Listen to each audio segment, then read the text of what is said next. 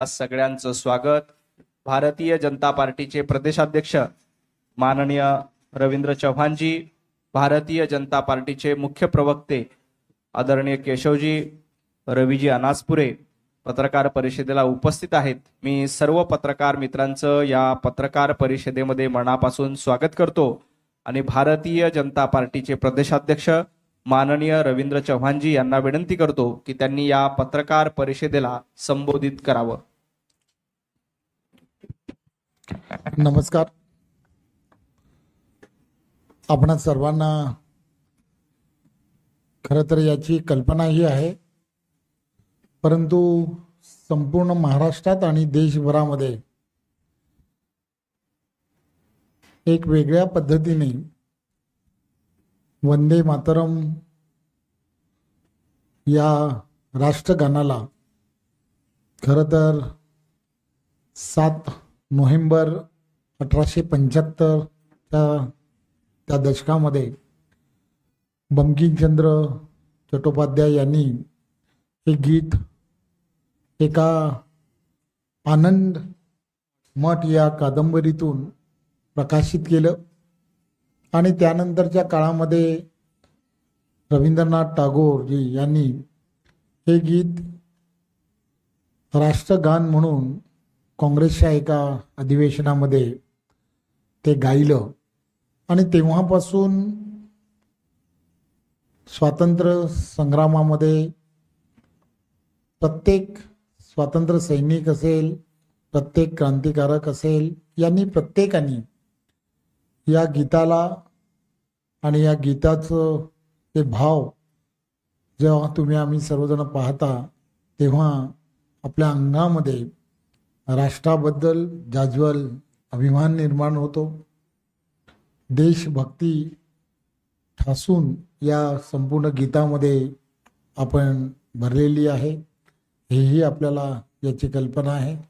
त्यामुळे या गीताला आणि या राष्ट्रगानाला जवळजवळ 150 वर्ष ही पूर्ण झालेली आहेत आणि त्यामुळे देशाचे पंतप्रधान नरेंद्र मोदीजींनी 7 नोव्हेंबर या दिवशी दिल्ली येथे संपूर्ण वंदे मातरम गीत हे 9:45 हे एका कार्यक्रमाच्या माध्यमातून एक भव्य असा कार्यक्रम हा दिल्ली येथे आयोजित केला आहे। खरं तर या कार्यक्रमाच्या माध्यमातून देशात आणि महाराष्ट्रातील प्रत्येक नागरिकांनी या गीताला 150 वर्ष पूर्ण झाली आहेत हा विषय सामान्य नागरिकांपर्यंत पोहोचवणं, ठिकठिकाणी हे गीत जे आहे संपूर्ण वंदे मातरम हे गायलं जाणं, शाळांमध्ये त्याचे कार्यक्रम करणं आणि सर्व शासकीय कार्यालय असतील या कार्यालयांमध्ये मुख्यमंत्री हे स्वतः सर्व देशभरामधले सर्व मुख्यमंत्री हे तर कार्यक्रम घेणार आहेत, परंतु सर्व जिल्ह्याचं असणारं जे मुख्यालय आहे त्या मुख्यालयांवरती सुद्धा त्या ठिकाणच्या असणाऱ्या शासकीय कार्यक्रम म्हणून प्रत्येकाने तो करावा अशा पद्धतीचं आपलं देशाचे पंतप्रधान नरेंद्र मोदीजी यांनी संपूर्ण देशाला विनंती केलेली आहे। त्यामुळे हा कार्यक्रम आणि या कार्यक्रमाला आपणही जास्तीत जास्त लोकांपर्यंत पोचवणं किंवा हा कार्यक्रमाची असणारी महत्त्व हे पोचवणं हे अत्यंत गरजेचं आहे। पूर्ण देशभरामध्ये 150 हे कार्यक्रम करण्याचं सरकारच्या माध्यमातून योजलेलं आहे आणि महाराष्ट्रामध्ये सुद्धा त्या संदर्भात 15 हे कार्यक्रम करण्याचं ठरवलं आहे। मुंबई या भागांमध्ये, मुंबई शहर ज्याला म्हणतो त्यामध्ये 5 कार्यक्रम असणार आहेत आणि त्या व्यतिरिक्त वेगवेगळ्या महाराष्ट्रातील भागांमध्ये 10 ठिकाणी 10 कार्यक्रम हे होणार आहेत। त्यामुळे हे 10 कार्यक्रम कोणत्या कोणत्या ठिकाणी होणार आहेत त्याची माहिती आपल्या सर्वांसमोर द्यावी यासाठी ही पत्रकार परिषद आयोजित करण्यात आली आहे. नागपूरमधला जो कार्यक्रम आहे त्या कार्यक्रमाला प्रमुख अतिथी म्हणून आदरणीय केंद्रीय मंत्री आणि आमचे सर्वांचे नेते आदरणीय नितीन गडकरीजी हे उपस्थित राहणार आहेत आणि त्या कार्यक्रमाचं प्रमुख म्हणून प्रवीण दटकेजी त्या ठिकाणचे आमदार हे असणार आहेत. त्या व्यतिरिक्त अकोल्यामध्ये जो कार्यक्रम होणार आहे त्या कार्यक्रमाचे प्रमुख अतिथी आदरणीय महसूल मंत्री चंद्रशेखर बावनकुळेजी हे असणार आहेत आणि त्या ठिकाणी विजय अग्रवाल पूर्व महापौर यांच्याकडे तिथली असणारी जबाबदारी असणार आहे. ठाण्यामधला जो कार्यक्रम आहे तो ठाण्यामधल्या कार्यक्रमाला मी स्वतः त्या ठिकाणी उपस्थित राहणार आहे आणि निरंजन डावखरेजी हे या कार्यक्रमाचे प्रमुख असणार आहेत. त्या व्यतिरिक्त रायगडमध्ये जो कार्यक्रम होणार आहे त्या रायगडमधला जो कार्यक्रम आहे तो आदरणीय त्या कार्यक्रमाला वनमंत्री आदरणीय गणेश नाईकजी हे प्रमुख अतिथी असणार आहेत आणि प्रशांत ठाकूरजी हे त्या कार्यक्रमाचे प्रमुख असणार आहेत. पुण्यामधला कार्यक्रम जो आहे त्या पुण्याच्या कार्यक्रमाला आदरणीय राज्यमंत्री मुरली मोहोळजी हे चंद्रकांत दादा आणि त्याच व्यतिरिक्त आशिष शेलारजी अशी मंडळी ही या कार्यक्रमाला मुख्य अतिथी आहेत आणि पुनीत जोशी त्या ठिकाणचे भारतीय जनता पार्टीचे जिल्ह्याचे सरचिटणीस हे त्या ठिकाणी प्रमुख असणार आहेत. अहिल्यानगरमधल्या कार्यक्रमाला आदरणीय राधाकृष्ण विखे पाटील हे त्या ठिकाणी प्रमुख अतिथी असतील आणि डॉक्टर सुजय विखे पाटील हे त्या ठिकाणी कार्यक्रमाचे प्रमुख असणार आहेत. कराड आणि सातारा याचा एकत्र कार्यक्रम असेल आणि या कार्यक्रमाला त्या ठिकाणी शिवेंद्रराजे भोसले मंत्री हे त्या ठिकाणी प्रमुख अतिथी असतील आणि अतुल भोसलेजी त्या ठिकाणचे आमदार हे त्या ठिकाणाचे प्रमुख असतील. जळगावमधल्या कार्यक्रमाला प्रमुख अतिथी गिरीश महाजनजी हे त्या ठिकाणी उपस्थित राहणार आहेत आणि मंगेश चव्हाणजी हे त्या ठिकाणचे आमदार हे त्या ठिकाणी प्रमुख असणार आहेत. त्या व्यतिरिक्त धुळेमधील जो कार्यक्रम आहे हा धुळेमधल्या कार्यक्रमाला प्रमुख अतिथी जयकुमार रावलजी असणार आहेत आणि अनुप अग्रवाल धुळ्याचे आमदार हे त्या कार्यक्रमाचे प्रमुख असणार आहेत. छत्रपती संभाजीनगर या कार्यक्रमाला आदरणीय पंकजाताई या प्रमुख अतिथी असतील आणि अतुल सावेजी त्या कार्यक्रमाचे प्रमुख असणार आहेत.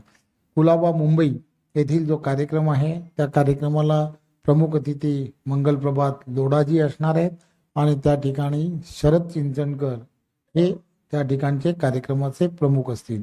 मानखूरमधला जो कार्यक्रम आहे त्या कार्यक्रमाचे प्रमुख अतिथी जे आहेत ते मिहीर कोटेजाजी असतील आणि चंद्रकांत मावळकर हे त्या कार्यक्रमाचे प्रमुख असणार आहे.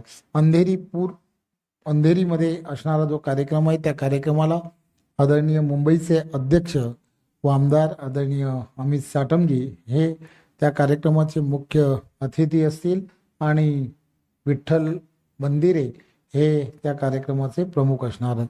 मालाड पूर्व येथील कार्यक्रमाचे मुख्य अतिथी जे आहेत ते योगेश सागर असणार आहेत आणि विनोद शेलारजी हे त्या कार्यक्रमाचे प्रमुख असतील.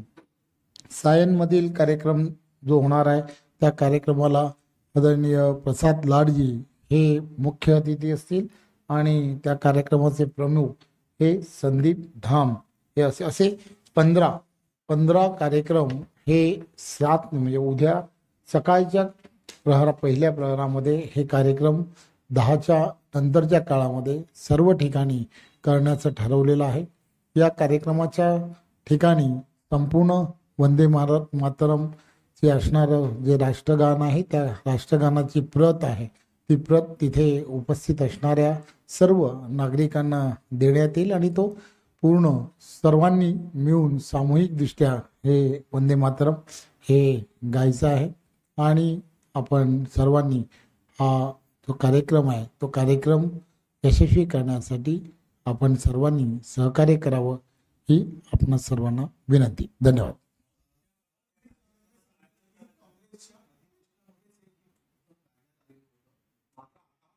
समाजवादी पार्टी असतील किंवा काँग्रेसचे आमदार असतील ते अशा प्रकारे वंदे मातरमचं गायन करण्यासाठी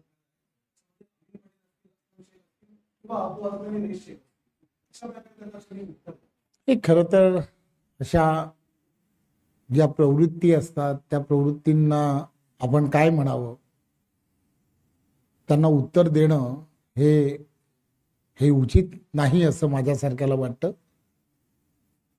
आपल्या मनामध्ये राष्ट्राबद्दल, देशाबद्दल अभिमान असला पाहिजे.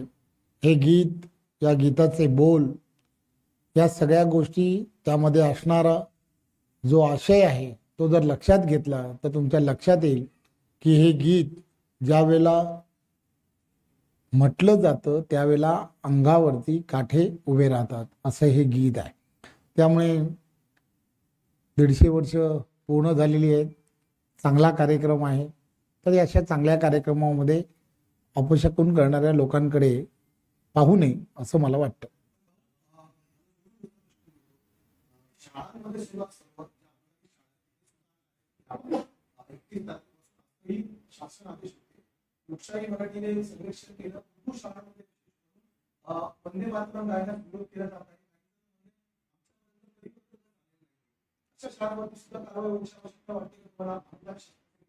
खरं तर यामधल्या भावना आपण लक्षात घेतल्या पाहिजेत. आदरणीय देशाचे पंतप्रधान नरेंद्र मोदीजी यांच्या नेतृत्वात देश एक वेगळ्या दिशेने नेण्याच्या दृष्टिकोनातून प्रयत्न हा देशाचे पंतप्रधान सातत्याने करतायत.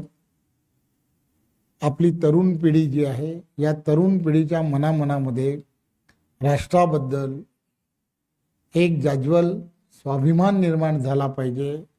त्या दृष्टिकोनातून देशाचे पंतप्रधान नरेंद्र मोदीजी त्यांच्या नेतृत्वात सातत्याने तसा प्रयत्न केला जातोय. आणि त्यामध्ये काही मंडळी जी असतात किंवा काही लोक असतात की ज्यांना असं स्वतःचं मत हे ते चुकीच्या पद्धतीने मांडण्याचा नेहमीच प्रयत्न करत असतात. त्यामुळे अशा मंडळींकडे दुर्लक्ष करणं, कारण ही अशी मंडळी ही हाताच्या बोटावरती मोजण्या एवढीही नसतात. लाखात करोडोमध्ये अशी 2-4 लोक असतात. त्यामुळे अशा सर्व लोकांकडे मनोरुग्ण आहेत असं समजायचं आणि त्या लोकांकडे दुर्लक्ष करावं.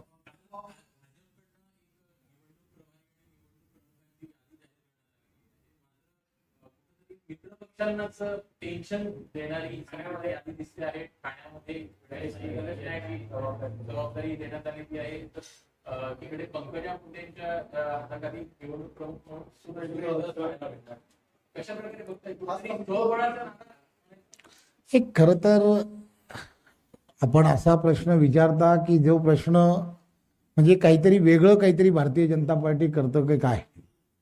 भारतीय जनता पार्टीमध्ये निवडणूक आणि निवडणुकीच्या प्रक्रियेमध्ये कशा पद्धतीने निवडणूकला सामोरं जावं, कोणी त्यामध्ये विशेष लक्ष घालावं आणि मग त्यासाठी निवडणुकी जशा घोषणा होतात तसं त्या ठिकाणी कोणी जास्तीचं लक्ष घालावं. सर्व ठिकाणी नेते मंडळी हे लक्ष घालत असतात. कार्यकर्तेही अधिक जोमाने काम करत असतात. परंतु त्या ठिकाणी काही अडचणी असतात, काही प्रशासकीय अडचणी असतात किंवा त्या ठिकाणी काही राजकीय काही कोणाशी तरी बोलणं हे अपेक्षित असतं. त्यामुळे अशा वेळेला कोणाशी एवढ्या मोठ्या प्रमाणामध्ये निवडणुका आहेत, एकाच वेळेला सर्व ठिकाणी निवडणुका आहेत. भारतीय जनता पार्टी तसं फार मोठा आणि फार नियोजनबद्ध काम करणारा असा पक्ष असल्यामुळे या सगळ्या प्रक्रियेचा हा खरं तर भाग आहे असं मला वाटतं.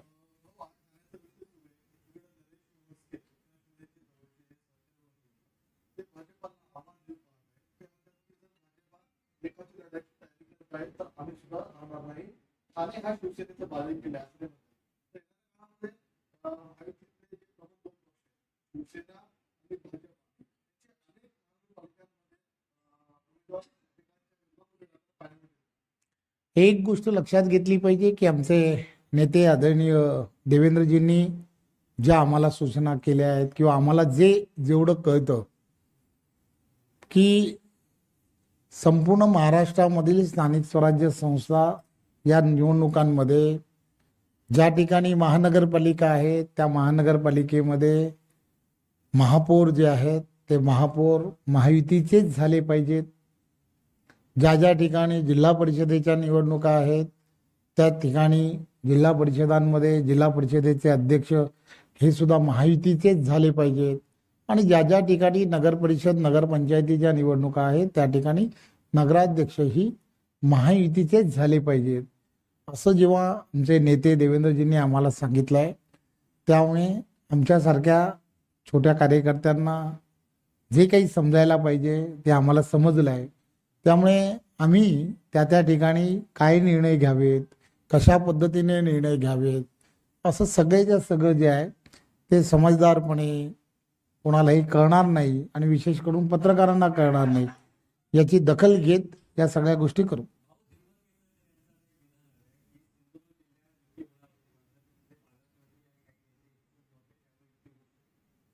नाही, एक गोष्ट लक्षात काय घेतली पाहिजे की त्या त्या ठिकाणचे असणारे सगळे नेते, त्या ठिकाणचे असणारे सर्व लोकप्रतिनिधी यांनी सगळ्यांनी पूर्ण विचार काय करायला हवा की महाराष्ट्राला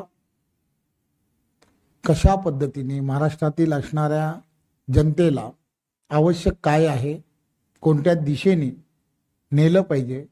आणि महाराष्ट्रातील जनता सुज्ञ आहे. त्यामुळे महाराष्ट्रातील जनता नरेंद्र मोदीजींच्या नेतृत्वात आणि आदरणीय देवेंद्रजी यांच्या नेतृत्वामध्ये जे आवश्यक आहे त्या त्या ठिकाणी महायुतीलाच जास्तीत जास्त जागा किंवा त्या त्या ठिकाणचे उमेदवार कसे जिंकून येतील त्यासाठी नक्कीच आशीर्वाद देतील.